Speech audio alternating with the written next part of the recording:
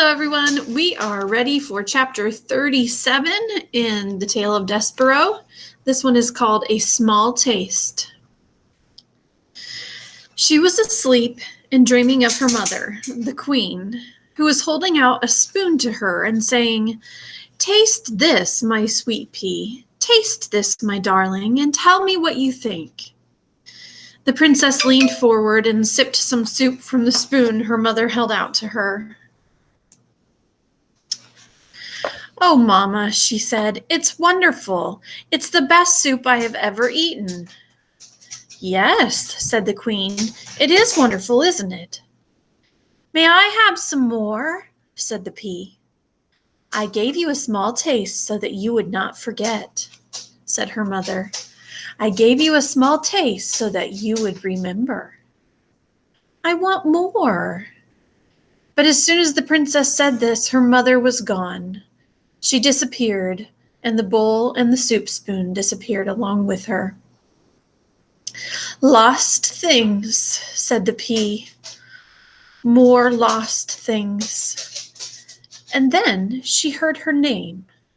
She turned, happy, thinking that her mother had come back. But the voice was not her mother's. The voice belonged to somebody else, and it was coming from someplace far away, and it was telling her to wake up, wake up. The pea opened her eyes and saw Midgery So standing over her bed, a knife in one hand and a candle in the other. "Midge?" she said. "Gore," said Midge softly. "Say it," commanded Roscuro. Midge closed her eyes and shouted her piece. "If you does not want to get hurt, princess, you must come with me." "Whatever for?" said the princess in an annoyed tone. And as I have noted before, the princess was not a person who is used to be told what to do. "What are you talking about?" Midge opened her eyes and shouted, "You got to come with me, so after we take some lessons, you some long lessons and me some short ones, together way down in the deep downs, I can be you and you can be me." "No," shouted Roscuro from Midge's pocket. "No, no, you are doing it wrong." "Who said that?" "Your Highness," said Roscuro, and he crawled out of Midge's pocket and made his way up to her shoulder and situated himself there, laying his tail across her neck to balance himself. "Your Highness," he said again, and he raised the spoon slowly off his head and smiled, displaying his mouth full of truly hideous teeth. "I think it would be best if you do as Midgery So suggests. She is, as you can quite clearly see, in possession of a knife, a large knife, and she will, if pushed, use it." "This is ridiculous," the princess said. "You can't threaten me. I'm a princess." "We," said Roscuro, "are all too aware of the fact of what you are. A knife, however, cares nothing for the fact that you are royalty. And you will bleed, I assume, just like any other human." The pea looked at Midge. Midge smiled. The knife glinted in the light of the candle. "Midge?" she said, her voice shaking the tiniest bit. "I really do not think," said Roscuro, "that Midge would need much persuasion to use that knife, princess. She is a dangerous individual, easily led." "But we are friends," said the pea. "Aren't we, Midge?" "Eh?" said Midge. "Trust me," said Roscuro. "You are not friends, and I think it would be best if you addressed all your communications to me, princess. I am the one in charge here. Look at me." The pea looked right directly at the rat and at the spoon on his head. Her heart skipped one beat, and then two. "Do you know me, princess?" "No," she said, lowering her head. "I don't know you." "But reader, She did know him. He was the rat who had fallen in her mother's soup, and he was wearing her dead mother's spoon on his head. The princess kept her head low down.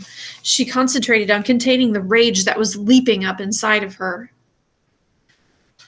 Look again, princess, or can you not bear to look?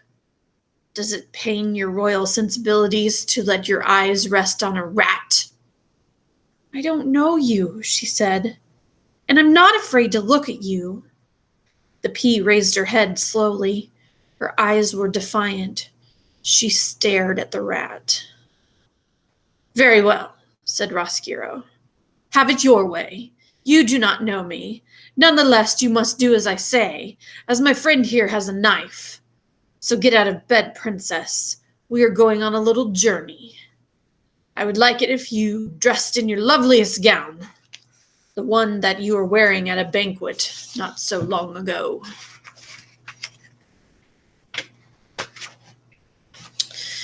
And put on your crown, said Midge. Put that on your princess head. Yes, said Roscuro. Please, princess, do not forget your crown. The pea, still staring at Roscuro, pushed the covers back and got out of bed. Move quickly, said Roscuro. We must take our little journey while it is still dark, and while the rest of the castle sleeps on. Ignorant, oh so ignorant, I am afraid of your fate. The princess took a gown from her closet. Yes, said Roscuro to himself. That is the one. The very one. Look how it sparkles in the light. Lovely. I will need someone to do my buttons, said the princess as she stepped into the dress. Midge, you must help me. Little princess, said Roscuro, do you think that you can outsmart a rat? Our Midgery So will not lay down her knife, not even for a moment. Will you, Midgery So?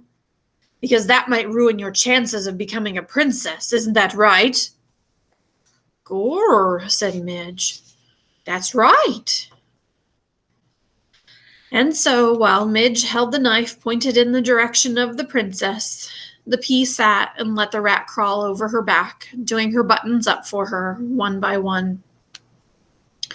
The princess held very still. The only movement she allowed herself was this. She licked her lips over and over again, because she thought that she could taste the sweet saltiness of the soup that her mother had fed her in her dream. I have not forgotten, Mamma, she whispered. I have not forgotten you. I have not forgotten soup. And that is the end of chapter 37.